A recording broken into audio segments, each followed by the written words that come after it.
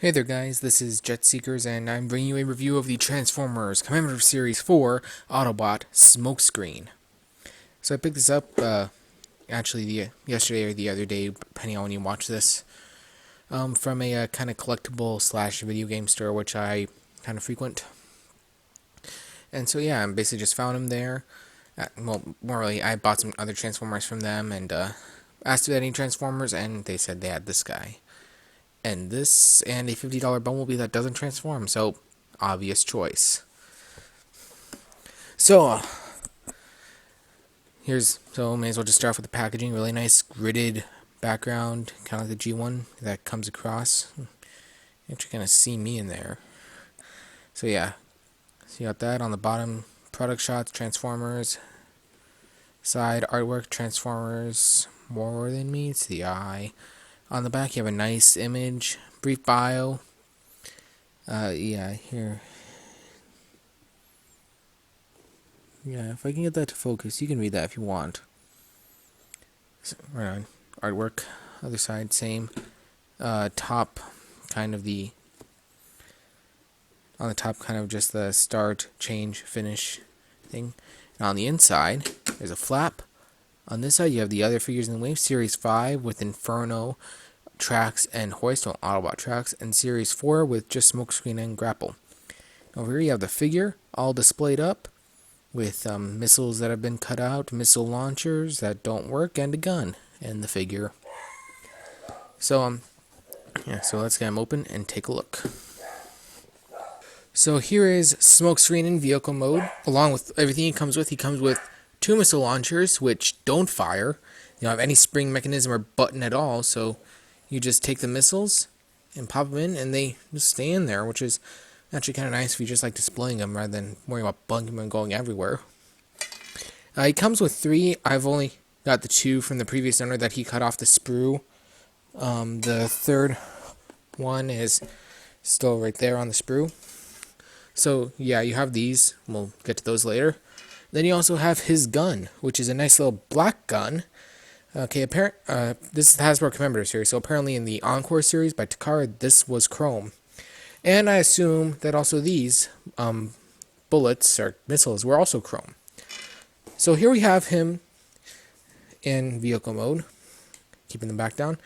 I didn't do any research on the car. From what I know, he is a Nissan something GT. I'm assuming. I honestly don't know. I should know. It's a classic 80s car. I like it. It's cool. He has a rub sign, which, you know, if you rub it real good. Yeah, it doesn't want to cooperate right now. Yeah, but this is, this is like 10 years old. So, still relatively old. Okay, so for a vehicle size comparison, first of all, something appropriate. You have the G1 Minibots. And Cliff Jumper. Yeah, Cliff Jumper, not Bumblebee. Bumblebee was eaten by a mad dog.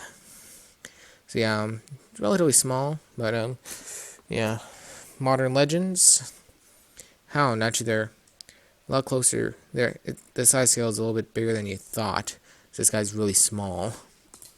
And of course, I really got to compare him to Fearless Leader, Power Master Optimus Prime, and trailer. Yeah, that's small. And also, of course, you know that this guy can open up. Unlike the original where you could actually fit this guy in. I mean, if you want to, he can drive up. He fits inside horizontally, but he hangs out. So, launching gimmick? I don't know.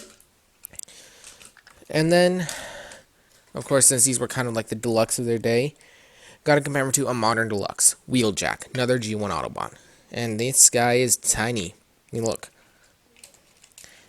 Just look. And G1, these guys are about the same size. Just look at how much bigger they got. Oh, this guy's metal. This guy has pins. So, yeah.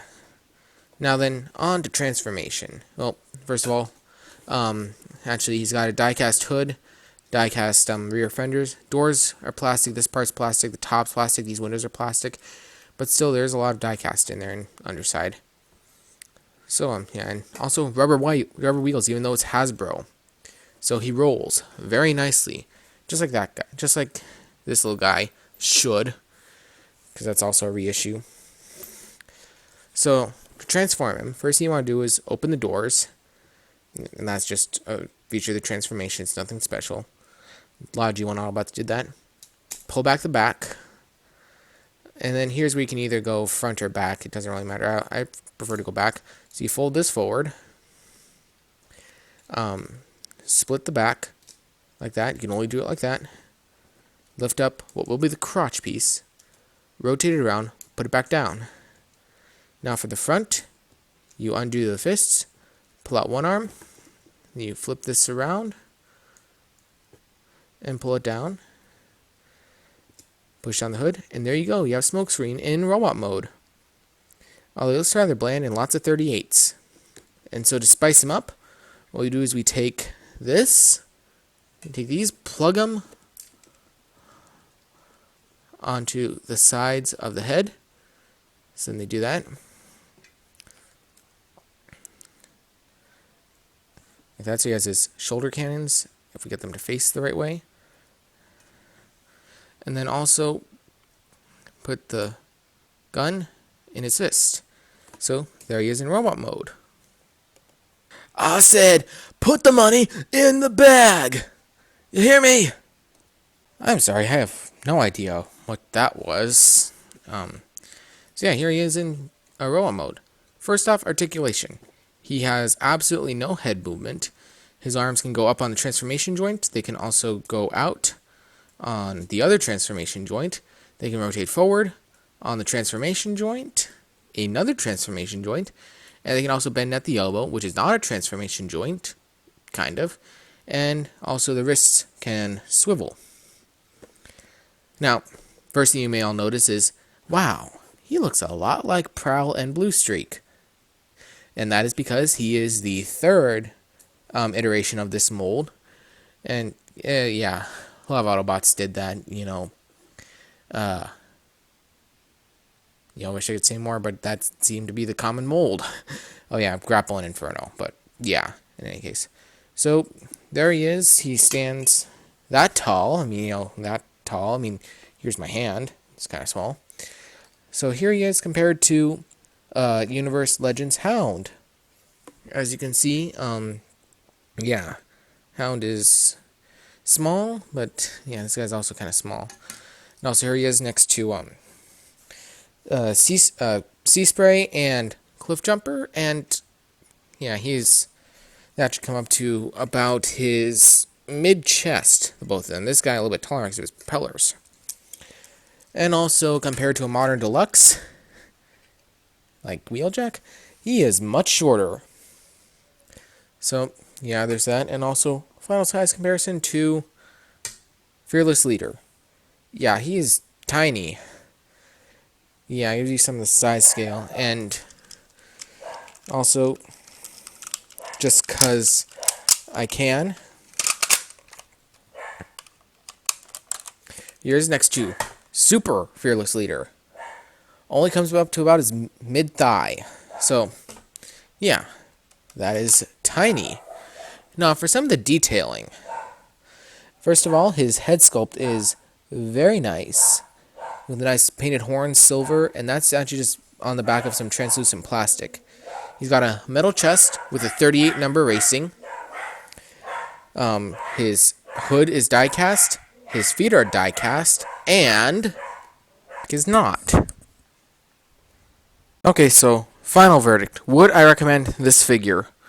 Well, considering I got him at a deal of only $30, which is less than the recent reissue of Commemorative Series 5 or whatever, Sideswipe, I would say yes, I would recommend him if you can get him at a good deal. Either the Generation 1, the Encore, or this commemorative version of Smokescreen is a very solid toy, metal construction, solid construction, not really any finicky parts except for the transparent roof and leg panels there, so keep an eye out for that. But yes, I would recommend him. I'd give him, for a G1 toy, 10 out of 10. Superb construction, rubber wheels, clean vehicle mode, just some few panels there, here and there, but not too bad, and opening doors. And in robot mode, he's a solid construct, relatively cartoon accurate, can be 100%. So yes, I would recommend him. So this has been Jet Seekers with a Transformers review, and I will see you all if I ever do another video ever again. Peace, victory, peace out, whatever you want to call it.